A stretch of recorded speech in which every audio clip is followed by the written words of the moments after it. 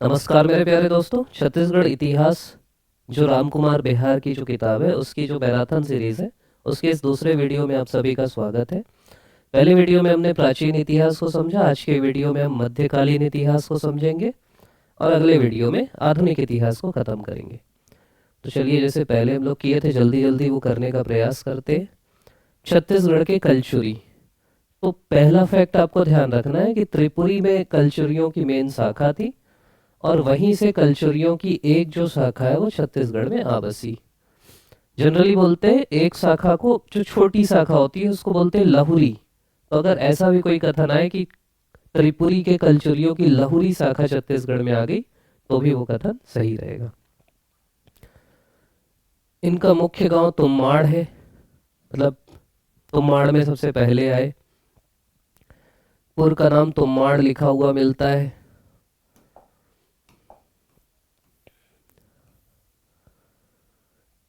उसके बाद है कि दक्षिण कोसल पर अंतिम रूप से कलचुरियों का राज्य कोकल द्वितीय के शासनकाल में हुआ, जब इसी वंश के कलिंग राज ने कोसल विजय कर तुम्माड़ को अपनी राजधानी बनाया। तो ये एक महत्वपूर्ण फैक्ट है कि दक्षिण कोसल में ऐसे तो हो रहा था उन लोगों का प्रयास कि भाई छत्तीसगढ़ पे कब्जा कर लेते हैं, छत्तीसगढ़ को जीत लेते हैं, लेकिन ये जो कलिंग राज था इन्होंने जब कोसल विजय की और तुम्माड़ को अपनी राजधानी बनाया, तब कलचुरियों का समझ लीजिए छत्तीसगढ़ में या दक्षिण कोसल में अंतिम रूप से एक शासन हुआ, अंतिम रूप से राज्य हुआ। और ये जो कलिंग राज था ये खुद राजा नहीं था, इस समय राजा का नाम था कोकल द्वितीय। तो ऐसा समझिए कोकल द्वितीय त्रिपुरी का राजा था, कलिंग राज आया उसकी तरफ से यहाँ, कलिंग राज ने दक्षिण कोसल को जीता, तुम्माड़ को अपनी राजधानी बनाया। तो अगर हमको छत्तीसगढ़ में कलचुरी की स्थापना का श्रेय देना है तो हम देंगे कलिंग राज को। किसके शासनकाल में उसने किया? तो कोकल द्वितीय। देखो अभी जो प्रश्न की प्रकृति है ना पीएससी की, वो सीधा सीधा राम कुमार बेहार के कथन उठा रहा है, तो हमको भी उसी हिसाब से पढ़ना है, उसी हिसाब से समझना है। थोड़ा ऐसे हो जाते हैं तो मेरे लिए जगह बन जाएगी। हाँ, ये जो पीडीएफ है, अगला सवाल ये आएगा, ये पीडीएफ आपको हमारे टेलीग्राम चैनल में मिल जाएगी, हाईलाइटेड है इसी, तो डायरेक्ट वहां से भी पढ़ सकते हो आप। देखो वही है, छत्तीसगढ़ में कलचुरी राज्य की स्थापना का श्रेय कलिंग राज को दिया जाता है और तुम्माड़ को उसने राजधानी बनाया। तो अगर ऐसा आया कि छत्तीसगढ़ में पहली राजधानी कौन सी थी कलचुरियों की, तो वो तुम्माड़ थी। कलिंग राज का इतना ही ध्यान रखना है। अगला राजा जो था उसका नाम था कमल राज। थोड़ा सा ये ऐसा है ना कि इसी में रखते हैं 1020 से 1045 ईस्वी तक। तो कलिंग राज का बेटा था कमल राज, वो तुम्माड़ की राजगद्दी पे बैठा। त्रिपुरी के शासक गंगेय देव को उड़ीसा पर आक्रमण के समय कमल राज ने सहायता दी। अब सोचो त्रिपुरी, कहानी समझो कि त्रिपुरी में मेन राजा थे, उन्हीं का एक, उसी राजवंश से कई लोग मानते हैं कलिंग राज आया और यहाँ शासन करने लगा। त्रिपुरी वाले बोले कर भाई क्या दिक्कत है, तुम अपना वंश बनाओ, तुम मतलब ये मान के चलना कि हमारे अंडर हो लेकिन तुम अपने हिसाब से चलाओ। अब यहाँ कलिंग राज, उसके बाद उसका बेटा कमल राज बैठा। अब जब इनको जीतना था उड़ीसा, तो उनको लगता है ना कि हमारे भाई बंधु तो यहाँ बैठे हैं तो मदद करो। तो जब वो उड़ीसा जीतने गए तो कमल राज ने उस समय जो अगला राजा था गंगेय देव उसकी मदद की। ये ध्यान रखना। अभी तक प्रेम वाला हो रहा है कि तुम ही बड़े भाई हो, जब जाजल देव बनाएगा ना तो बोलेगा मैं स्वतंत्र। अब रतन देव प्रथम जो महत्वपूर्ण राजा है रतनपुर राजधानी बनाएगा। तो नाम ही से आपको पता लग रहा है रतन देव क्या है, बेटा ही था। रतन राज भी कहीं कहीं मिलता है, और राजधानी तुम्माड़ से हटाकर रतनपुर में बनाई। रतनपुर को पहले मणिपुर, मणिकपुर ये सब नाम दिए जाते थे।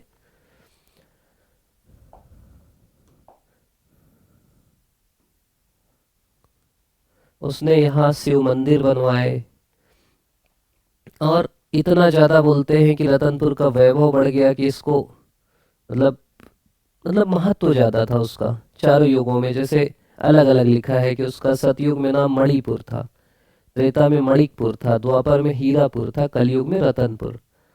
मतलब रतन, समझ रहे, मणि हीरा सब रतन ही है, तो वही नाम थे इनके।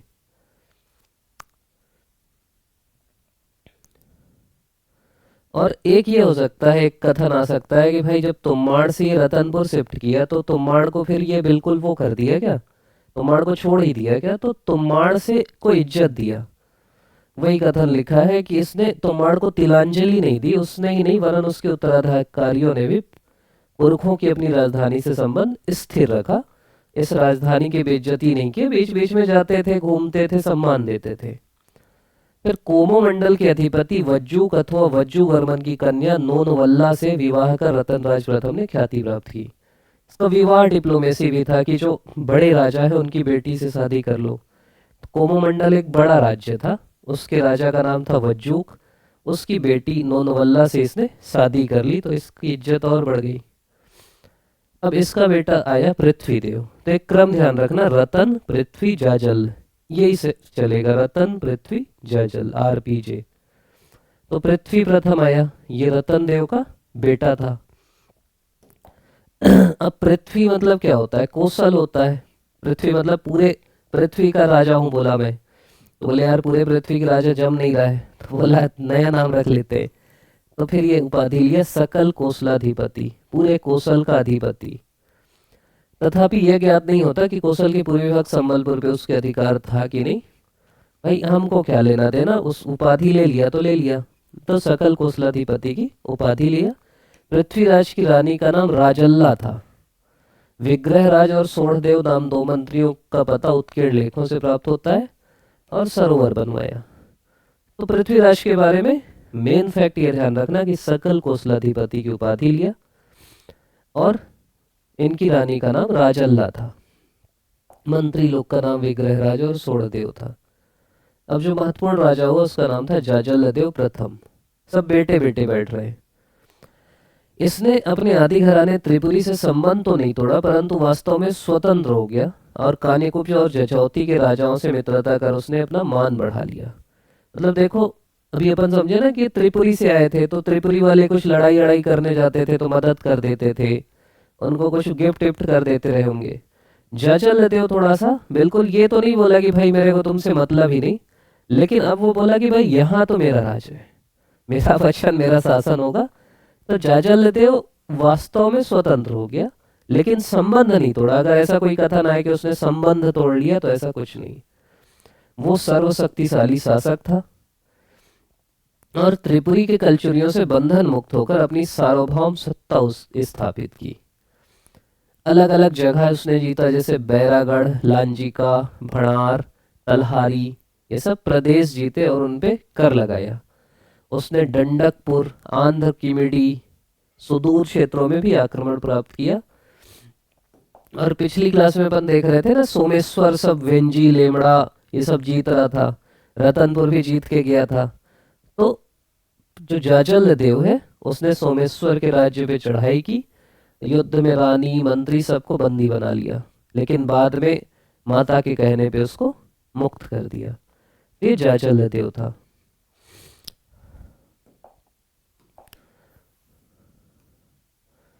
कैसे पता लगता है कि त्रिपुरी से थोड़ा से स्वतंत्रता स्थापित किया। देखो जनरली क्या होता है कि अगर आपसे ऊपर कोई राज्य है, जैसे छत्तीसगढ़ है, छत्तीसगढ़ से ऊपर भारत है, अब छत्तीसगढ़ के मुख्यमंत्री अपने नाम का सिक्का जारी कर दें तो होगा ना कि स्वतंत्र हो गए। तो वैसे ही है कि जाजलदेव अपने नाम का सिक्का जारी करता है, सोने और तांबे के, श्रीमद जाजलदेव लिखवा के। तो इससे पता चलता है कि उसने थोड़ा सा अपनी स्वतंत्रता घोषित कर ली थी। अपने नाम से जाजलपुर नगर बसाता है, मतलब जांजगीर जो अभी का है उसको। पाली में जो शिव मंदिर था उसका जीर्णोद्धार करता है। जांजगीर जो नगर बसाता है वहां विष्णु मंदिर बनवाता है। जाजलदेव की रानी का नाम लाछल्ला देवी था। गुरु रुद्रसेव और संधि विग्रहिक, विग्रहराज, मंत्री पुरुषोत्तम, ये सब नाम नाम है।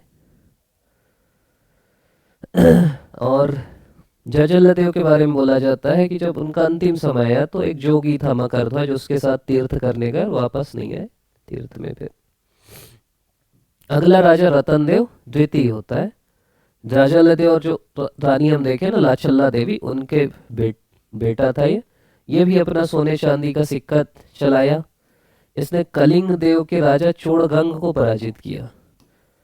सॉरी, कलिंग मतलब उड़ीसा का जो राजा था चोड़गंग, इसको पराजित किया और त्रिकलिंगाधिपति उपाधि धारण करने की नींव रखी।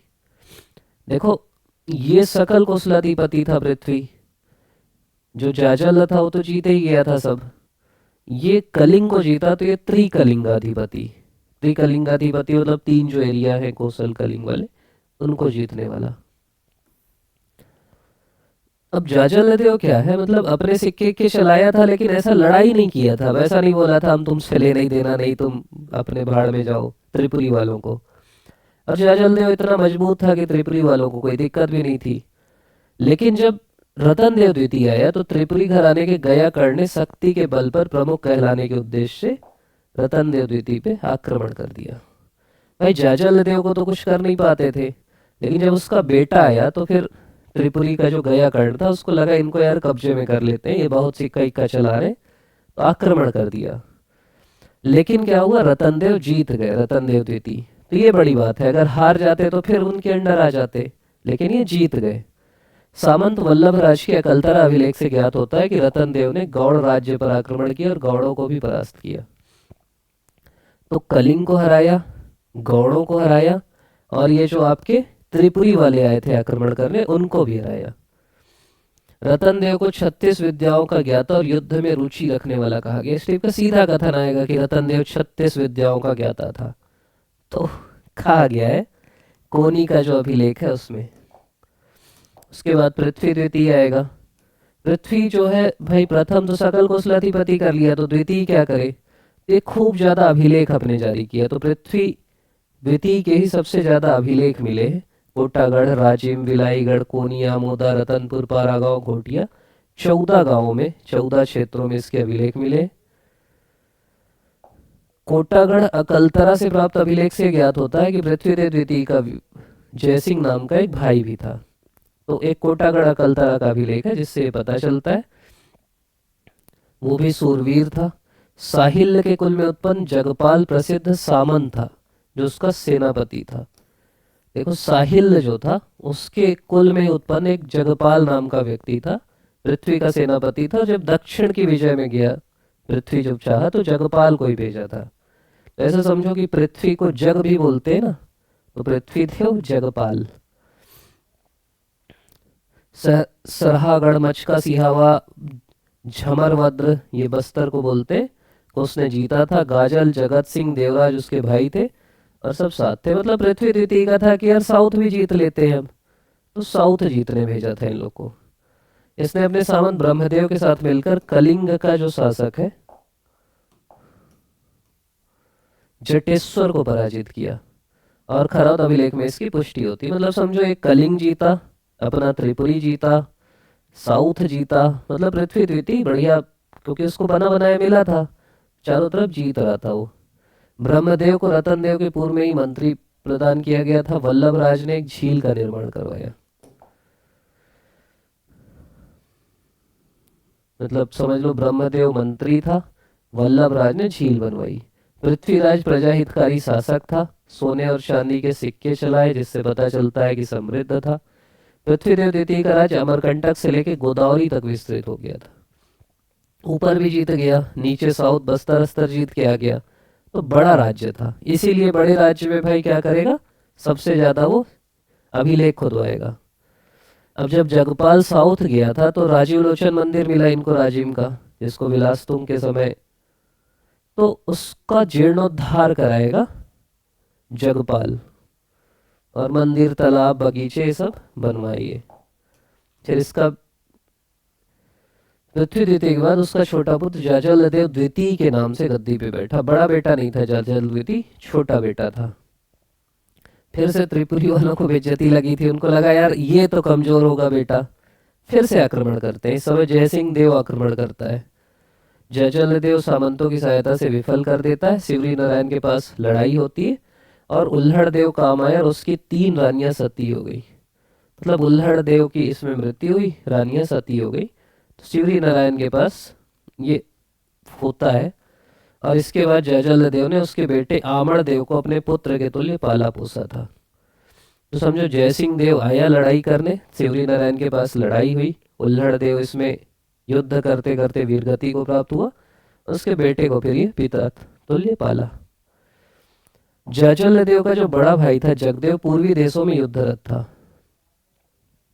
मतलब हम इसीलिए बोल रहे हैं कि भाई जयचल कैसे राजा बना, वो तो छोटा भाई था। जिसका बड़ा भाई था जगदेव, ये ना इधर उड़ीसा तरफ लड़ाई कर रहा था, क्योंकि ये था कि भाई मतलब इधर से आक्रमण मत हो जाए ना, उड़ीसा उड़ीसा तरफ से। तो ये माना जाता है कि ये खुद बोला होगा कि भाई इधर से मैं संभाल रहा हूँ कि आक्रमण ना हो पाए, यहाँ का राज्य तुम खुद, मतलब स्वीकृति दिया होगा कि तुम बैठ जाओ। और पूर्वी गंग पराक्रमी था। तो ये हमको समझना है कि अगर ऐसा कुछ है तो आपको लगेगा कि यार ये कैसे हुआ होगा। तो दो भाई थे, बड़ा भाई समझिए खुद खड़ा था कि मैं आने नहीं दूंगा दुश्मनों को यहाँ से, और अपने छोटे भाई को बोला तू गद्दी संभाल। जयचल देव द्वितीय को एक ग्राह ने पकड़ लिया, ऐसा लगता है, बिना मतलब समझो फिर कुछ बीमारी मारी हुई होगी, कोई ग्रह पकड़ लिया होगा, तो ऐसा लगा कि अब मृत्यु हो जाएगी उसकी। जब ऐसा समय आता है तो देवालय सरोवर सब बनाया। लेकिन फिर इसका जो 11 वर्षीय शासन काल है संघर्षों का रहा, चारों तरफ युद्ध हुआ। जगदेव समझ लो उधर उड़ीसा में उलझा है, गंग राजाओं से रखवाली कर रहा है। और जब इसका अंतिम समय आया तो अशांति अव्यवस्था ऐसा होने लगा।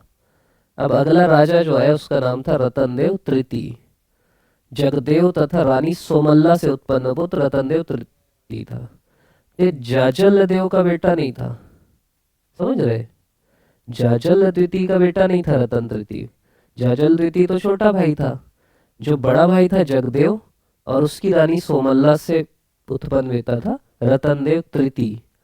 उस समय अव्यवस्था थी, अपन देखे ना जाजल द्वितीय के अंतिम समय में अव्यवस्था हो गई थी, वो बीमार पड़ गया था, सेना कमजोर हो गई थी। तो राजा ने गंगाधर नाम के ब्राह्मण को अपना मंत्री नियुक्त किया और गंगाधर ने स्थिति पे नियंत्रण स्थापित किया। तो ये ध्यान रखना कि रतनदेव तृतीय के समय गंगाधर, शक्तिमान देखे होगे तो गंगाधर काम करता है ना वहाँ, तो वो ध्यान रख लेना। खरौद में वो मंदिर अंदिर भी बनवाया, तो इसलिए वहाँ के ताम्रपत्र शिलालेख से पता चलता है गंगाधर वही खरौद के आसपास करा होगा। तो वहाँ शिव मंदिर का जीर्णोद्धार कराया, जो लखनेश्वर मंदिर प्रतीत होता है। तपस्वियों के निवास के लिए मठ मंदिर मंडप उसने बनवाए। रतनपुर में शिव मंदिर बनवाया। उसके बाद फिर रतनदेव तृतीय के बाद उसका बेटा प्रतापमल्ल राजा बना। उसके बाद ना प्रतापमल्ल के बाद कुछ इतिहास ही नहीं मिलता कि भाई फिर कौन बना। 300 साल तक कुछ पता ही नहीं चलता, कोई अभिलेख है क्या है, कुछ नहीं है।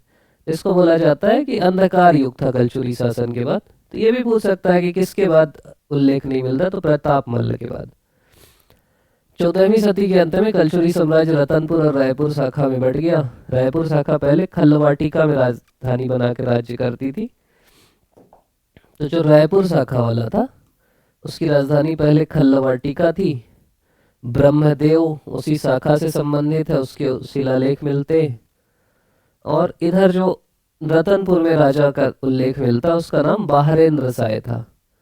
तो रतनपुर में समझ लो बाहरेंद्र था, ब्रह्मदेव रायपुर में था। रतनपुर और कोसगई में इसके लेख प्राप्त हुए।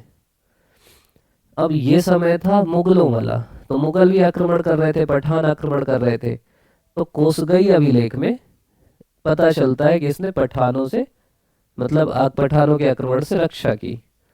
और इसी समय जो अपन पढ़ते हैं ना, वीर नारायण सिंह भी पढ़ते हैं, तो उसके पूर्वज थे विसाई ठाकुर। तो वो ठीक ठाक लड़ाई किए इसके लिए, बाहरेन साय के लिए। तो उनको वो सोना खान जमींदारी दिया था। तो सोना खान जमींदारी इसी समय मिली थी उनको। फिर कल्याण साय नाम का राजा मिलता है। कल्याण साय का इसलिए पता चलता है कि वो ना मुगल दरबार में स्थित हुआ था। कुछ लोग बोलते हैं अकबर, कुछ लोग जहांगीर, ज्यादा सही जहांगीर है, क्योंकि जहांगीर की आत्मकथा में इसका विवरण मिलता है कि कल्याण साय जो रतनपुर का था, उसने वो आया, उसने नजराने के तौर पे 80 हाथी और 1 लाख रुपए भेंट किए। तो अब ये सब प्रमाणित नहीं है, लेकिन भाई गया होगा, ये ध्यान रखना अपने को। फिर रायपुर के कलचुरी तथा रतनपुर के करचुरी राजा मृत्यु के पश्चात साम्राज्य का बंटवारा हो गया। ज्येष्ठ पुत्र वीर सिंह को रतनपुर का, छोटे पुत्र देव सिंह को रायपुर का राज्य मिला। समझ लो विभाजन हुआ था कि भाई अलग अलग होगा, लेकिन फिर क्या हुआ, 1741 में रतनपुर में मराठों का आक्रमण हो गया। मराठों का जब रतनपुर में हुआ तो रायपुर वालों ने कोई सहायता नहीं की, जबकि उसी वंश के थे, करना था। फिर बाद में क्या हुआ, ये रतनपुर को निपटाए जाके रायपुर वालों को भी निपटा दिए, तो फिर दोनों खत्म हो गए। और उस समय राजा का नाम था रघुनाथ राव। उस समय वो भी पुत्र शोक से थे कि भाई पुत्र उनका मर गया था। तो उसी समय भास्कर पंथ ने आक्रमण हुआ, थोड़ी बहुत लड़ाई हुई, इसके बाद रानियों ने सुलह का श्वेत पताका लहरा दिया, मराठाओं का कब्जा हो गया, खूब लूटे काटे और कलचुरी शासन का अंत हो गया। कलचुरी कालीन छत्तीसगढ़ के बारे में तो सहस्त्रार्जुन जो है, जिसका नाम मिलता है पुराणों में, उसकी संतान है या कलचुरी वंश के नाम से, तो है वंशी भी बोलते हैं। ब्राह्मणवाद का इनमें प्रभाव दिखता है, हिंदू धर्म की ओर झुकाव है। सोमवंशीय है वंशी अपने को ये मानते हैं। राजधानी क्या क्या थी, शुरू में तुम्बाड़ थी, रतनपुर थी, रायपुर थी, ये सब राजधानी थी। कोकल द्वितीय ने तुम्बाड़ को राजधानी बताया, मतलब राजा तो कोकल द्वितीय ही था, भले कलिंग राज इधर आया। इस वंश के जो रतन राज थे उसने रतनपुर को राजधानी बनाया। पृथ्वी देव प्रथम का जो ताम्रपत्र है उसने उसको सकल कोसलाधिपति कहा है खुद को। सामाजिक दशा की बात करें तो सभी वर्ण रहते थे, चारों वर्णों के लोग रहते थे, सहिष्णुता से रहते थे। कलचुरी काल में मुख्य रूप से जो छत्तीसगढ़ थे, गणपति यदि ब्राह्मण होता तो उसे दीवान कहा जाता था, इसीलिए ब्राह्मणों के कई लोग के दीवान सरनेम रहते, पहले वो गणपति रहे होंगे। अनेक ब्राह्मण गणपति थे। मंत्री पद पर भी ब्राह्मणों की नियुक्ति होती थी, युद्ध कला में भी वो माहिर थे, गंगाधर का उदाहरण मिलता है। कलचुरी खुद क्षत्रिय थे, तो क्षत्रियों की भी महत्वपूर्ण पदों में नियुक्ति होती थी, गणपति भी वो बनते थे। वैश्य जो है व्यापार का कार्य करते थे। जैसे एक वल्लभ राज नाम का वैश्य ने युद्ध क्षेत्र में प्रसिद्धि प्राप्त की, तो ऐसा नहीं कि केवल व्यापार करते थे, युद्ध भी करते थे। मतलब जो गौड़ विजय किया उसमें वल्लभ राज का महत्वपूर्ण योगदान था।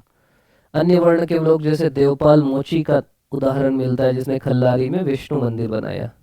स्त्रियों का भी सम्मान था, राजा अपनी रानियों का सम्मान करते, नोभल्ला, अल्हड़ देवी, लाछल देवी सबका होता है। माता के कहने पे जाजाला देव ने बस्तर का जो सोमेश्वर था उसको छोड़ दिया था, तो ये भी होता है। रघुनाथ सिंह के ऊपर जब मराठों का आक्रमण होता है तो श्वेत पताका फैलाती रानियां, वो भी दिखता है। तो ये सब रतन देव द्वितीय की दो पत्नियां राल्हा और पद्मा का उल्लेख मिलता है। सती प्रथा का प्रचलन है अभी भी छत्तीसगढ़ में, आप कहीं भी जाइए सती स्मारक है। जैसे अल्हड़ देव शिवरी नारायण के पास मारा गया तो उसकी 3 रानियां सती हो गई, तो ये दिखाता है कि सती प्रथा थी। आर्थिक दशा की बात करें तो बहुत ज्यादा जानकारी नहीं मिलती। गणपति, वरिया, गौटिया ये सब समृद्ध लोग थे, ओस लूट लेते थे पराजित राजा का, और जिसको हराते थे उससे कर लिया जाता था। कल्याण से जैसे जहांगीर के समय गया तो 22 राजा भी गए थे, और राज्य का राजस्व 9 लाख रुपए वार्षिक था, 116 हाथी थे, और इसीलिए वह 1 लाख रुपए और 80 हाथी भेंट करता है। गौटिया गांव में रहते थे, गांव में कृषि योग्य भूमि का 8वां भाग उसे निःशुल्क दिया जाता था। तो जो कृषि योग्य भूमि है उसका 8वां भाग गौटिया को दिया जाता था, और गांव की जमीन का 16वां भाग उसे दान आदि करके दिया जाता था। तो गौटिया का खेती करने में खर्च नहीं था, तो मतलब गौटिया मेन आदमी था समझ लो। मतलब गौटिया गांव और सरकार के बीच कड़ी था। गौटिया समृद्ध लोग थे। शहर और गांव में मंडपिका या बाजार मंडप थे, मतलब जहां बाजार लगती थी। एक बैल द्वारा जोती जाने वाली भूमि बराबर 1 हल, ये लगभग 5 एकड़ होता था, ये भी ध्यान रखना कि उसी से नापते थे कि एक बैल कितनी भूमि जोत सकता है, तो 5 एकड़। सांस्कृतिक दशा, राजा जनरली शिव भक्त थे, विष्णु भक्त भी थे, जैसे जाजलदेव जांजगीर में विष्णु मंदिर बनवाता है। कृष्ण भक्त थे, राम भक्त थे। खूब तमाशा के कवि गोपाल मिश्र ने चिंतामणि और राम प्रताप ग्रंथ लिखे। चिंतामणि कृष्ण जी से संबंधित है, राम प्रताप राम जी से संबंधित है। वल्लभाचार्य की जन्मभूमि भी छत्तीसगढ़ है। और तुम्बाड़ में वेकेश्वर मंदिर का निर्माण कराया, रतनपुर में रत्नेश्वर महादेव बनवाया, शिव मंदिर का जीर्णोद्धार कराते हैं। देवपाल मोची विष्णु मंदिर बनवाता है। सेनापति जगपाल जीर्णोद्धार कराता है राजिम के मंदिर में। इसके अलावा महामाया मंदिर, मतलब शक्ति के भी उपासक थे। तो सभी धर्म थे, बौद्ध जैन सब थे। दान देते थे, ब्राह्मणों को भूमि दान देते थे। कवि थे। नारायण नामक कवि ने संस्कृत भाषा में रामाम्यदय ठीक नामक प्रसिद्ध ग्रंथ, ये ध्यान रखना भाई, ये कम पढ़ते। नारायण नाम के कवि ने संस्कृत में रामाम्यदय ग्रंथ लिखा। रायपुर का जो दूधाधारी मठ है वो कलचुरी काल में ही निर्मित हुआ। रामानंदी संप्रदाय का ये मठ छत्तीसगढ़ की आस्था का केंद्र है। राजशेखर नामक प्रख्यात कवि के कारण कलचुरी काल को साहित्य के क्षेत्र में भी महत्व था। शशिधर नाम का विद्वान था। धर्म विभाग पृथक विभाग था, जिसका महाधर्म कारणिक या महापुरोहित था उसका प्रमुख। तो उनकी सामाजिक, आर्थिक, राजनीतिक दशा है। अब भोसला शासन होता है, मेन मराठा आक्रमण। अपन मतलब कहानी तो समझ गए क्या क्या हुआ। अब आक्रमण क्यों होता है, तो जनरली बोलते हैं कि मराठा लोग ना दशहरे के बाद आक्रमण करते थे। भास्कर राव मुखिया थे। एक कहानी ये है कि मतलब इसको डिटेल से पढ़ें, अगर आप चाहोगे तो प्लेलिस्ट है मराठों वाली, मैं अभी बस फैक्ट बता रहा हूँ ना, उसमें हम लोग थोड़ा डिटेल से पढ़ें कि भाई क्या क्या कहानी थी, कैसे कैसे आ रहे थे। तो बेसिक कहानी ये है कि भास्कर पंत जो मराठा सेनापति था, वो इस क्षेत्र से उसको जीतना था, बंगाल। बीच में पड़ता था छत्तीसगढ़। उसको लगा चलो ये भी निपटा देते हैं, तो छत्तीसगढ़ रास्ते में आ गया ये माना जाता है, इसलिए वो निपट गया, रास्ते में आ गया। दूसरा, रघुनाथ सिंह खुद कमजोर था। मतलब क्या कारण था देखते हैं। पहला तो मराठों की महत्वाकांक्षा, मराठों को लगता था कि भाई हम ज्यादा से ज्यादा क्षेत्र विस्तार करें। दूसरा, छत्तीसगढ़ रास्ते में था, रास्ते में नहीं रहता तो भी बच जाता। तीसरा, रघुजी जो वो ऋणग्रस्त था, थी जो मराठा राजा था, उसके पास बड़ी सेना चाहिए थी, सेना के खर्च के लिए पैसा चाहिए था, बहुत लोन वोन लेके रखा था। तो उसका था कि भाई ज्यादा लूटो खसोटो। तो रतनपुर का ये सुन के रखे थे कि पैसा ऐसा है, आसानी से लूट सकते हैं। मतलब छत्तीसगढ़ भी उपजाऊ था। कमजोर शासक थे रघुनाथ सिंह, पुत्र शोक में था वो। तो इनको लगा चलो इसको जाते जाते खत्म कर देते हैं। और अगला फूट भी एक कारण था कि भाई खुद दो भाग में बढ़ गए थे ना, और इनका जो मोहन सिंह था वो नागपुर में जाके बता रहा था कि आके भाई तुम छत्तीसगढ़ रतनपुर को घेरा दो। तब इसको गद्दी नहीं मिली थी मोहन सिंह को, तो नागपुर के संपर्क में था कि आओ रतनपुर को जीत जाओ। रतनपुर जीतने में कुछ नहीं रखा, तो विभीषण वाला काम ये करके रखा था। तो ये भी एक था। और समझ लो खुद भी इनकी वोट थी यार, रायपुर वाले भी मदद नहीं किए, इन्हीं के लोग भी मदद नहीं किए इस कारण। और समझ लो जब आक्रमण हुआ तो जो दीवान थे, इनको मदद करना था ना, जमींदार थे, ये भी कुछ मदद नहीं किए और जमीन अमीन दबा लिए थे। मीर हबीब का आक्रमण आमंत्रण, मतलब वो मीर हबीब ना वहां आक्रमण करने के लिए बुलाया था बंगाल में। तो अगर वो बंगाल नहीं बुलाता तो मराठा सेना आती ही नहीं, तो एक कारण वो भी था। तो 1741 में भास्कर पंत के नेतृत्व में मराठों का आक्रमण होता है और वो बुंदेलखंड होते हुए छत्तीसगढ़ में प्रवेश करते।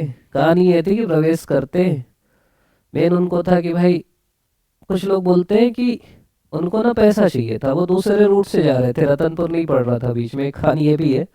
तो रघुनाथ सिंह को बोले कि भाई पैसा ऐसा भेज दे, तो पैसा नहीं भेजा, ध्यान नहीं दिया। तो बोले पहले इसको निपटाते हैं फिर आगे बढ़ेंगे। तो एक कारण वो भी कुछ लोग बोलते हैं। और फिर जब यहाँ उनको पैसा ही चाहिए था, मतलब मराठों का सीधा सा लूटना था ज्यादा से ज्यादा, तो छत्तीसगढ़ को लूटे, रतनपुर से खूब पैसा वसूले वो। और समझ लो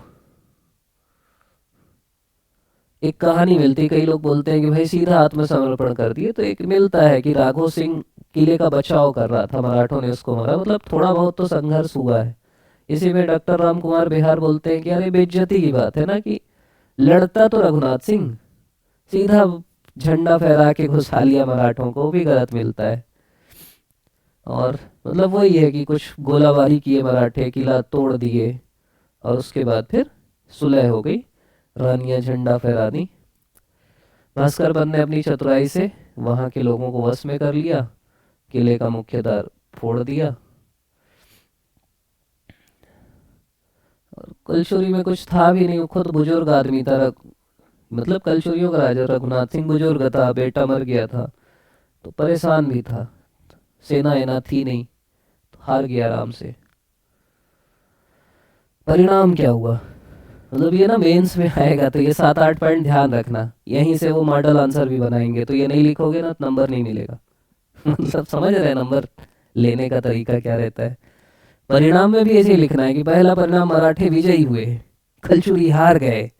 तो मराठे जीत गए, हाँ, कलचुरियों की दुर्बलता का ज्ञान हो गया। ठीक, यही मैं बोल रहा हूँ कि कायरता दिखाई जिससे छत्तीसगढ़ का सिर नीचा हुआ। तो ये भी एक बात है। ठीक है यार, अपन तो अहिंसक लोग हैं, हमको तो नहीं लग रहा है ऐसा कुछ सिर ही ऊंचा हुआ। लड़ते भी तो भी क्या, हार ही जाते। तो आप लोग को लग रहा है कहीं से रघुनाथ सिंह जीतते मराठों के सामने? फालतू क्यों खून बहाना। तो वो अपनी अपनी सोच है। तीसरा परिणाम ये हुआ कि खजाना इनके हाथ में, इनको भी पैसा चाहिए था। मेरे को लगता है रघुनाथ भेज देता ना पैसा, रघुनाथ सिंह भेज देते, इज्जत देते हैं यार पुराने राजा हैं, तो ये नहीं करते आक्रमण, बोलते भाई जो तुमको चाहिए मैं भेज देता हूँ, क्यों आक्रमण आक्रमण करोगे, लोग भी बच जाते। नागरिकों से भी खूब वसूली की इन लोग उसके बाद। और रघुनाथ सिंह ना पद पे बने रहे, ऐसा नहीं कि उनको हटा दिए। मतलब मराठों को कुछ थोड़ी था कि इसको कब्जा ही करना है, उनका तब लूटे पाटे आगे बढ़े, तो वो अपने पद पे बने रहते। और भास्कर पंत को रघुनाथ सिंह की आह लगी है, ये भी लिखा है। भास्कर पंत जाता है बंगाल के अलीवर्दी खां से लड़ाई करने, उसकी संधि होती है, लेकिन छल कपट के द्वारा अलीवर्दी खां ने सैनिकों के द्वारा मनकुटा नामक स्थान में भास्कर पंत और उसे 20 सैनिक सरदारों को मार डाला। तो ये भी एक दिक्कत है कि भास्कर पंत जैसे रघुनाथ सिंह को हराया था ना, तो वहां जाके वो भी मर गया।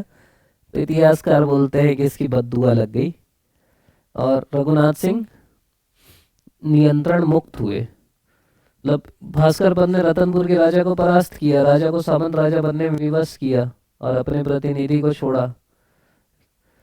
और मतलब वो अपने प्रतिनिधि को छोड़ के गया था, रघुनाथ सिंह और कल्याणगिरी को मिलकर कार्य कर रहा था, लेकिन दोनों के बीच पटरी नहीं बैठी। तो रघुनाथ सिंह क्या बोले, तुम कल्याणगिरी जो प्रतिनिधि था ना उसको गिरफ्तार कर दिए। तो रघु जी के लिए लगा यार, जो मराठा राजा था उसको लगा भाई ये तो मेरी चुनौती है ना, कि मेरा प्रतिनिधि बैठा है, मैं तुमको हरा के आया हूँ, तुम साला मेरे प्रतिनिधि को गिरफ्तार कर लिए। तो रघु जी को रतनपुर पे आक्रमण करना पड़ा और 45 में रघुनाथ सिंह का प्रकरण समाप्त हुआ और रायपुर शाखा के मोहन सिंह को रतनपुर का प्रबंधक नियुक्त किया। मतलब समझ लो, फिर रघु जी को लगा कि यार इसको दे दिए है ना तो ये और परेशान कर रहा है, हम ही कंट्रोल कर लेते हैं, तो रघुनाथ सिंह के ऊपर आक्रमण करके रघुनाथ सिंह को हटा दिए। और मेन है फिर छत्तीसगढ़, अब मराठों का काम था लूटना। मतलब आप कितने भी कुछ भी हो जाओ, आप भले हम बोलते हैं कि अंग्रेज लूटे, फिर भाई छत्तीसगढ़ को तो मराठे भी लूटे, तो वो सही है। मतलब वो छत्तीसगढ़ को मराठे आर्थिक शोषण किए, छत्तीसगढ़ का पैसा मराठों के पास जाता था। अब छत्तीसगढ़ के शासक बनते बिम्बाजू भोसले। यहाँ पे मराठों का जो पॉजिटिव रोल है वो आता है। मतलब सीधी सी बात है कि ये मान लो कोई एरिया है छत्तीसगढ़, अब तुम यहाँ से चला रहे हो उसको, तो फिर यहाँ तो शोषण ही होगा ना, यहाँ से पैसा ही जाएगा। भारत को आप ब्रिटेन से चलाओगे तो शोषण ही होगा। अब यहाँ का एक व्यक्ति आ गया यहीं बिम्बाजी, और यहीं से चलाने लगा, उसको लेना देना ही नहीं। तो फिर इसीलिए बिम्बाजी का हम नाम याद रखते हैं, बिम्बाजी को इज्जत देते हैं। तो बिम्बाजी को छत्तीसगढ़ राज्य मिला था।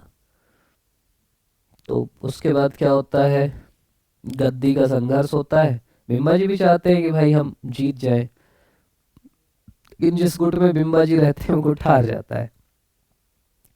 तो बिम्बाजी को लगता है भाई यहाँ कोई फायदा है नहीं, चलते हैं छत्तीसगढ़, वो मिला है, तो फिर छत्तीसगढ़ आ जाते हैं वो।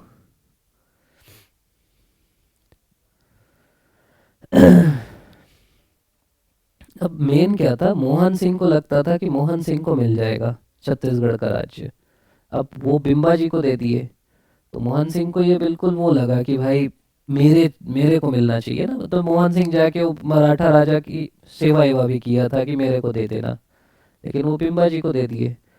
तो मतलब ऐसा हुआ कि मोहन सिंह ने सैनिक अनिक तैयार कर लिया कि भाई मेरे को, मैं नहीं देने दूंगा बिम्बा जी को। बिम्बा जी मतलब समझो, बिम्बा जी को अगर मराठा मिल जाता तो वो भी नहीं आते। अब बिम्बा जी उधर हार गए तो उनको लगा चलो छत्तीसगढ़ में चलते हैं। मोहन सिंह को लगा था मेरे को मिलेगा, मतलब यहाँ कोई थोड़ी आएगा। तो मोहन सिंह अपनी सेना तैयार किया कि नहीं बिम्बा जी को नहीं दूंगा, लेकिन वो फिर नहीं हुआ। मोहन सिंह बीमार पड़ गया, मर गया। तो बिम्बा जी को बिना खून खराबे के छत्तीसगढ़ का राज्य मिल गया। कहानी समझ पाए कि नहीं यार? ये क्योंकि ये क्या था, छत्तीसगढ़ में मोहन सिंह जो था, जो जिम्मेदार भी था, मराठों को बुलाया था, बढ़िया संबंध रखा था मराठों से। ये यहाँ के राजा आजा की ना जाके सेवा एवा भी किया था बढ़िया से, उसको था कि छत्तीसगढ़ मेरे को मिल जाएगा। लेकिन वो क्या किया, बिम्बा जी को दे दिए। अपने बेटे को देंगे यार, मोहन सिंह को क्यों देंगे। अब उनको लगा चलो मिल भी गया बिम्बा जी को, तो बिम्बा जी खुद नहीं आएगा, मेरे को बोलेगा करने के लिए। अब बिम्बा जी यहाँ सत्ता संघर्ष हुआ, अपने जिस भाई का साथ दिए वो भाई ही हार गया। बिम्बा जी को लगा यार यहाँ बेइज्जती कराने से क्या अच्छा, चलो यहाँ चलते हैं। तो मोहन सिंह को लगा भाई इसी के लिए तो मैं इतना मेहनत किया, यही चीज मेरे को नहीं मिल रही। तो वो फिर क्या किया, सेना एना इकट्ठा किया कि नहीं बिम्बा जी को नहीं लेने दूंगा। तो फिर एक माहौल बना कि बिम्बा जी भी सेना लेके आ रहे हैं, मोहन सिंह भी सेना तैयार कर रहा है, लड़ाई होगी। लेकिन मोहन सिंह को बीमारी ही, मर गया। तो बिम्बा जी को बिना खून खराबे के राज्य मिल गया। ये कहानी है। मैं ज़्यादा डिटेल में सही में नहीं बता रहा हूँ, क्योंकि भाई बता चुका हूँ, मतलब वो देख लेना। पहले रायपुर पहुँचे, फिर रतनपुर पहुँचे, और उसके बाद यहाँ शासन करने लगे। और कोई भी जब रतनपुर से ही शासन करेगा तो फिर अच्छे से होगा। और अपने मराठा सरदारों को लेके आए, और मतलब मेन बिम्बा जी नहीं आना चाहते थे, उनको लगता था कि ये पिछड़ा प्रदेश है, यहाँ क्या करूँगा। मतलब उनके लिए तो वनवास टाइप की चीज़ थी ना, कि भाई मेन जहाँ पर आ जाओ वहाँ से जंगल भेज दिए। तो यहाँ आके बिम्बा जी नागपुर की राजधानी में उलझे रहे और छत्तीसगढ़ का ख्याल नहीं किए। बिम्बा जी ने कहा कि हम तो अभी तक, मतलब वो लेटर लिखते हैं कि भाई हम तो वनवास भोग रहे हैं, ये वन प्रदेश है, यही भगवान राम भी आके वनवास भोगे थे, तो हम भी भोग रहे हैं, इस टाइप का उनका रहता है। लेकिन फिर वो चालू कर दिए, मतलब वो ना, अब भाई राजा का बेटा था, खुद राजा थे, मतलब वो राजा बन सकते थे, राज परिवार के थे। तो फिर वो क्यों वहां का मानेंगे नागपुर का, तो यहाँ अपना दरबार लगाने लगे, अपना सलाहकार बनाए, अपनी सेना बनाए। और नागपुर भी इनके ऊपर कोई हस्तक्षेप, उनको भी ठीक लगता था कि भाई जाके एक भाई, मान लो वही नागपुर में रहते बिम्बा जी, तो ऐसी तैसी नहीं करते राजा की, रोज षड्यंत्र करते। तो उनको भी लगा कि भाई इनको रहने दो कोने में, बढ़िया छत्तीसगढ़ चलाने दो उनको, तो इनके ऊपर कोई हस्तक्षेप नहीं हो, और ये आराम से शासन चलाते थे। अपने नाम बिम्बा जी भोसले के नाम से सिक्के नहीं ढाले गए, और अंचल में नागपुरी राजा के सिक्के चलते थे, अंचल के राजा नागपुर के भोसले ही थे। मतलब मेन रहता सिक्का प्रमाण। तो बिम्बा जी भी, भाई सब तो था उनके नाम से, वो बोले क्यों मैं फालतू का राजा वाला फील लूं, तो वो केवल सिक्के अपने नाम के लिए चलाए। तो ऐसा माना गया कि नागपुर के अधीन ही थे, लेकिन स्वतंत्र थे, ये वाला था। मतलब राजा की उपाधि नहीं लिए, लेकिन ऐसा कुछ नहीं किया जिससे वो दिखाए कि अधीन है। ना तो उनको कुछ पैसा भेजते थे टकोली, ना तो उनकी बात मानते थे, अपना दरबार था, अपनी सेना थी। तो ऐसा समझो कि छत्तीसगढ़ में रह के पूर्ण अधिकारों का प्रयोग करते थे, लेकिन वैधानिक दृष्टि से नागपुर के अधिकार में थे, मतलब उनके सूबेदार थे। इसी कारण बिम्बा जी की मृत्यु के बाद उनका दत्तक पुत्र उनकी इच्छा के बावजूद रतनपुर का राजा नहीं बना। क्योंकि बिम्बा जी को तो चलो ठीक है भाई, वो चाहते थे राजा कि ये यहीं उलझे रहे, यहीं रहे, उधर आके अल्लाह ना करें। लेकिन अगर ये राजा रहते तो इन्हीं का बेटा राजा बनता, लेकिन उनका बेटा राजा नहीं बनता। इसका मतलब है कि वो नागपुर के अंडर ही था छत्तीसगढ़। फिर आधुनिक युग चालू होता है छत्तीसगढ़ में, शांति व्यवस्था स्थापित करना, ये सब तो इसी फैक्ट है। और बिम्बा जी भोसले के राज्य की सीमा उत्तर पश्चिम में मंडला तक थी।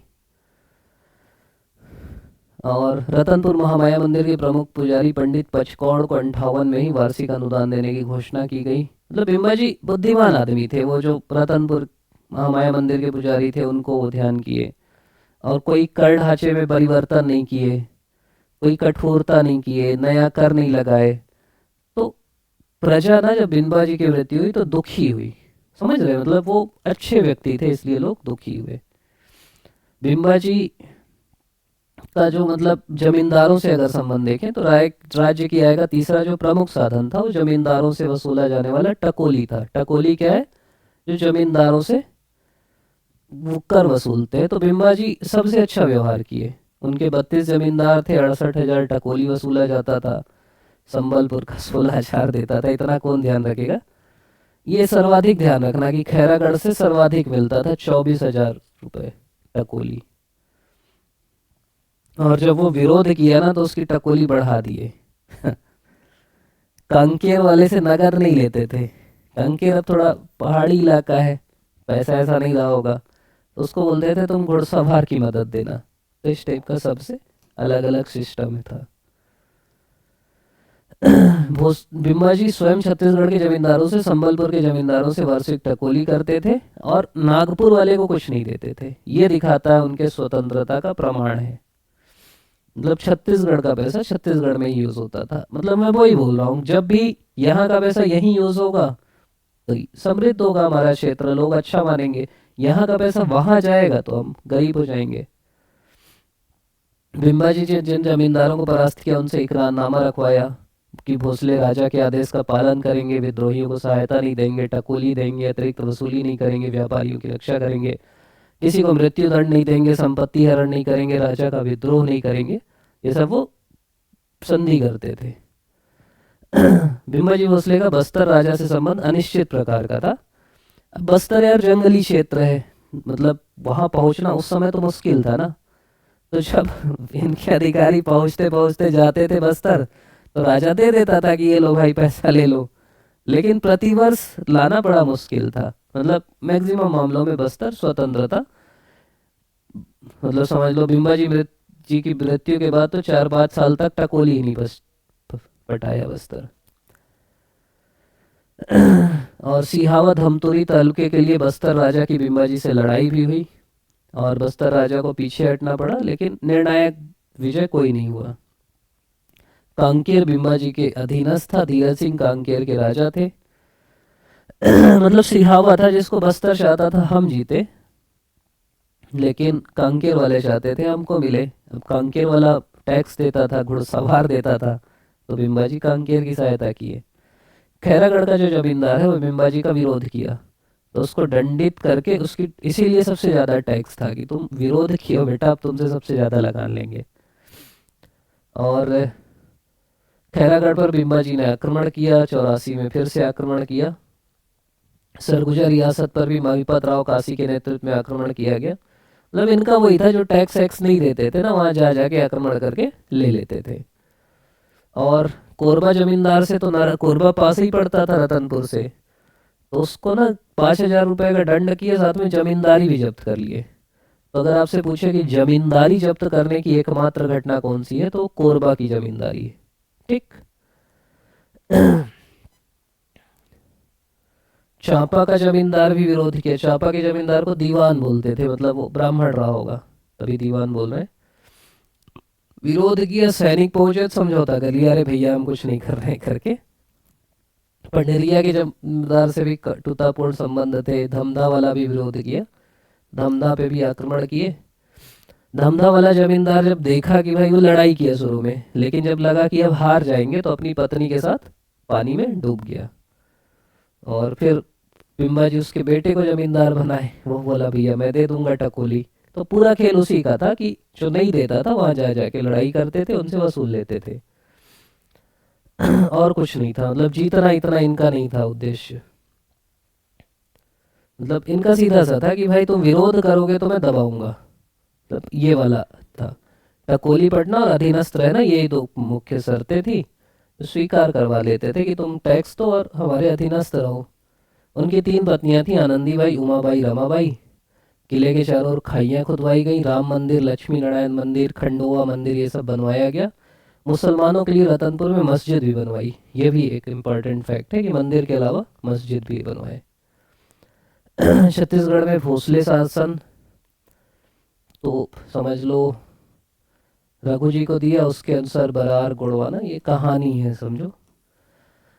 बिम्बा जी की जब मृत्यु हुई तो अब अपना जो छोटा भाई था उनका रघुजी द्वितीय का, व्यंको जी को धुरंधर की उपाधि के साथ छत्तीसगढ़ की जिम्मेदारी दिए। अब कायदे से व्यंको जी को भी छत्तीसगढ़ आना था जैसा बिम्बा जी आए, लेकिन व्यंको जी बोले मैं नहीं जाऊंगा यार वनवास करने। तो बोले कि अपने वो सूबेदार भेजे कि यार तुम जाओ जाके पैसा ऐसा कमाओ और यहाँ भेजो। तो समझो अब छत्तीसगढ़ की लूट चालू हुई। सूबा शासन इसीलिए छत्तीसगढ़ के लूट का शासन काल है। तो व्यंको जी क्या किए, सूबेदार नियुक्त किए और उनको 8 सूबेदार भेजे। ये क्रम पूछता है कभी कभी। पहला सूबेदार महीपत राव, ऐसा समझो कि दही खाया मही खाया और आ गया। पहले नहीं होता कि दही खिलाते हैं अच्छे काम के लिए, तो वो छत्तीसगढ़ को पहले से जानता था इसलिए उसको भेजे। उस समय आनंदी बाई भी थी बिम्बा जी की विधवा, तो उनसे थोड़ा सा सत्ता संघर्ष भी इनका हुआ, क्योंकि आनंदी बाई को लगता था कि यार मैं संभालूं, हम मेरा बेटा संभाले। तो जब आनंदी बाई की मृत्यु हुई तो फिर सूबा शासन चालू अच्छे से हुआ। महीपत राव के समय ही यूरोपीय यात्री फॉरेस्टर छत्तीसगढ़ आया और बोला कि यहाँ विशाल किला है, किले की दीवार है, भव्य इमारत है। बूढ़ा तालाब के पास स्थित इमारत को भी देखा। तो फॉरेस्टर वर्णन किया, रायपुर भी गया वो। पैसा ऐसा बताया कि इतना टकोली मिलता था। ठीक, उसके बाद फिर पैसा ज़्यादा नहीं भेज रहा था तो महीपत राव को हटा के दूसरे सूबेदार भेज दिए, विट्ठल दिनकर। विट्ठल दिनकर जो है घुड़सवार लेके आए। अब उनका था कि यार ये जो महीपत है वो कहीं विद्रोह ना कर दे, तो इसलिए घुड़सवार लेके आए थे कि अगर विद्रोह करे तो मैं रहूं, लेकिन वो नहीं किया, वो दे दिया कि भाई तुम समझो। तो विट्ठल क्या किया, उनको था कि ज़्यादा पैसा कमाना है, मतलब सीधा सा जो ज़्यादा टारगेट लेके आता था उसको दे देते थे। ये बोल के आए थे उससे ज़्यादा मैं कमाऊंगा। तो कमाने के लिए वो एक पद्धति लागू की जिसको बोलते हैं परगना पद्धति। तो अगर आपसे पूछे कि परगना पद्धति छत्तीसगढ़ में कौन लागू किए, तो विट्ठल लागू किए। इन्हीं के काल में ब्लंट रतनपुर आए थे। तो यात्री कौन आया था, ब्लंट आया था। घूमा उमा कि कहाँ कहाँ है, जैसे सूबेदार खुद खपरे के घर में रहता था, मतलब पुराना जमाना था। और पैसा दे के आया था, मतलब अभी होता है ना कि ये वाला थाना मेरे को चाहिए, ये जिला मेरे को चाहिए, या जो भी वाली चीज़ होती, तो वैसे ही था वो कि भाई मैं इतना दूंगा। अब जब किसी को पैसा दे के तुम आओगे कि मेरे को ये चाहिए, मतलब छत्तीसगढ़ चाहिए, मैं इतना दूंगा, तो फिर यहाँ से लूटोगी ही ना, और क्या करोगे। लगान के लिए वो चालू किया। संपूर्ण क्षेत्र को 27 परगनों में बांटा। परगनों का प्रमुख कमा विस्तार को बनाया कि तुम और कमाओ। नाम ही से नहीं समझ में आ रहा है बेटा, कमा। तो परगनों का प्रमुख था कमा विस्तार। और छत्तीसगढ़ के लिए तो अच्छा नहीं था, मैं बार बार बता रहा हूँ। फिर सूबेदार केशव गोविंद बना। मतलब विट्ठल दिनकर के स्थान पर भवानी कालू सूबेदार बना। अब भवानी कालू बना कि मैं इतना करूंगा, फिर खुद नहीं आया। इतना समझो, ये इतना खतरनाक आदमी, ये बोला अब मैं अपने प्रतिनिधि को भेजूंगा। तो मराठा राजा को लगा यार क्या मजाक बना, मैं प्रतिनिधि भेज रहा हूँ, तू अरे मेरा प्रतिनिधि बना और अब तू अपना भेजेगा, तेरा वाला भी अपना भेज देगा, फिर तो हो गया सिस्टम। तो फिर वो अगले को भेज दिया, केशव गोविंद को। तो केशव गोविंद ना, इसकी विशेषता ये है कि सबसे अधिक काल तक ही रहे। इन्हीं के समय कोलब्रुक आए और वो छत्तीसगढ़ के बारे में ठीक ठाक चीज लिखे। इसी समय द्वितीय आंग्ल मराठा युद्ध हुआ, तो थोड़ा सा तनावपूर्ण स्थिति थी कि भाई अंग्रेज, ये भी तो था ना कि छत्तीसगढ़ भी कर सकते आक्रमण, तो इसने छत्तीसगढ़ में थोड़ा सा स्थिति ठीक ठाक की। अलग अलग क्षेत्र में, मतलब ज्यादा से ज्यादा वो चाहा कि मैं टैक्स वसूलूं, केशव गोविंद का ये था।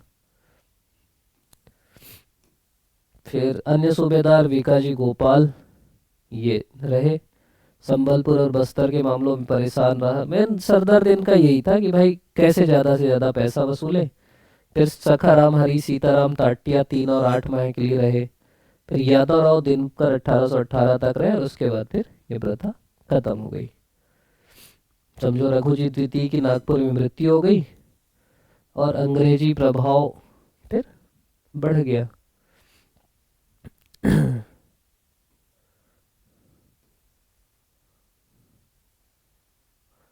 ये वाला मजेदार है। ये जो सखाराम बापू है ना, सूबेदार बन के आया था, ज्यादा वसूल रहा था तो रतनपुर का एक आदमी ना उसको गोली मार दिया। मतलब उसको बोला था कि मैं तुमको जागीर दूंगा। मतलब ये सूबेदार ऐसा फील मत करना कि बहुत राजा आजा टाइप के थे, वैसे ही थे, मतलब कॉमन एजेंट टाइप के थे। बोला जागीर दूंगा, नहीं दे पाया तो गोली मार दिया। तो ये भी ध्यान रखना, सखाराम बापू जो था उसके गोली। अब ये गुस्सा ना, मतलब ट्रिक ऐसे करते हैं जैसे बापू गांधी जी, उनको भी गोली मारी गई थी ना। मतलब कायर आदमी था गोली मारने वाला नाथूराम गोडसे, लेकिन गोली तो लगी थी बापू को। तो सखाराम बापू को भी गोली मारी गई थी। कारण दोनों का अलग अलग है। फिर प्रशासनिक वही था, 9 सूबेदार थे। मेन कमाविंसदार कौन था? जो परगना पद्धति चालू किया उसका प्रमुख था कमाविंसदार, वो कमाता था। इसके अलावा फडणवीस था, बुडकर था।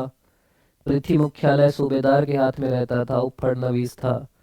बुडकर कमाविंसदार को कृषि और राजस्व संबंधी महत्वपूर्ण सूचनाएं देता था। तो ये सब अधिकारियों के नाम है जो ध्यान रखना। बुडकर जो सूचनाएं देता था, कितने हल चलाए गए।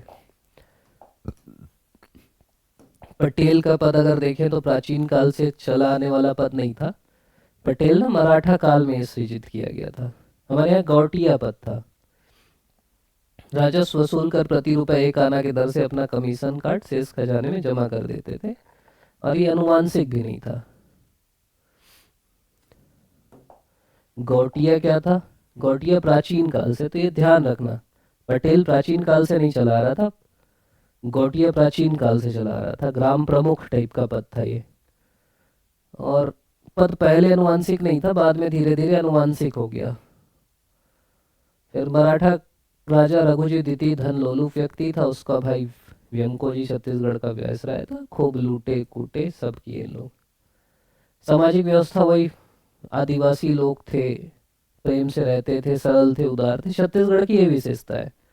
जैसे हम लोग बाहर भी पढ़े ना, जो छत्तीसगढ़ आके रुके, दोस्त है, टीचर है, तो छत्तीसगढ़ के बारे में यही बताते हैं कि यार बहुत सरल लोग, उदार लोग, कृतज्ञ लोग, सहिष्णु लोग। ये हमारी विशेषता है, ये हमारा ट्रेडमार्क है, इसको हमको बचा के रखना है। ऐसे लोग दुनिया में कम हैं। इसके अनुसार 24 प्रकार के व्यवसाय में लोग लगे थे। समाज आत्मनिर्भर था। अलग अलग बताया कि ब्राह्मण 33% से अधिक थे। खालसा क्षेत्र अंडाकार था। इतना कौन याद रखेगा। तो ये मराठा शासन हो गया। आर्थिक दशा, 1 लाख बैलगाड़ियों में अनाज बाहर भेजा जाता था।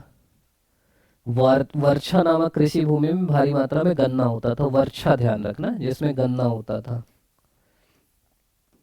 भिम्बाजी 5 से 6 लाख राजस्व वसूलते थे। 87 से 18 तक सूबा शासन था। और व्यापार का संतुलन छत्तीसगढ़ के पक्ष में था, मतलब निर्यात ज्यादा करते थे हम, ये भी एक महत्वपूर्ण फैक्ट है। और किसान जो ऋण लेते थे उसे बाढ़ी कहा जाता था। बाढ़ी मतलब बढ़ता है ना, जल्दी जल्दी ऋण। ये जमींदार लोग बहुत लूटते थे ना, इसीलिए उसको बाढ़ी बोलते थे, तो बढ़ता है भाई करके। सामाजिक में वही है, सब प्रेम से रहते थे, अच्छे से रहते थे। अलग अलग जातियां थी। निषाद लोग का भी है कि ये भी रहते थे। गढ़ का प्रमुख यदि ब्राह्मण होता तो दीवान कहलाता, दूसरी जाति का था तो ठाकुर कहलाता। स्त्रियों का देखें तो बस्तर में मासक देवी का उल्लेख मिलता है। वाष्टा राजमाता सिरपुर में लक्ष्मण मंदिर बनाती हैं। श्वेत पताका फहरा के युद्ध रुकवाती हैं। सती प्रथा थी। 7 श्रृंगार करती थी। छत्तीसगढ़ धार्मिक वही ध्यान ध्यान रखना, जैसे सिमगा के कवि खंडेराव की कृतियां में समकालीन समाज है। बाबू रेवाराम ने तवारीख है वंशी लिखा, तो इनकी सामाजिक व्यवस्था थी। अब 57 का विद्रोह मतलब आधुनिक काल आ गया। तो आधुनिक काल अपन अगले वीडियो में पढ़ते हैं। ये मध्यकालीन इतिहास अपना खत्म हुआ। कैसा लगा बिल्कुल कमेंट में बताइएगा। आप लोग देख रहे हैं, इतना प्यार दे रहे हैं, अच्छे अच्छे कमेंट लिखते हैं, उसके लिए धन्यवाद। कमेंट लिखते रहा करो, कमेंट पढ़ के ना और वीडियो बनाने का मन करता है। बहुत बहुत धन्यवाद आप सभी का।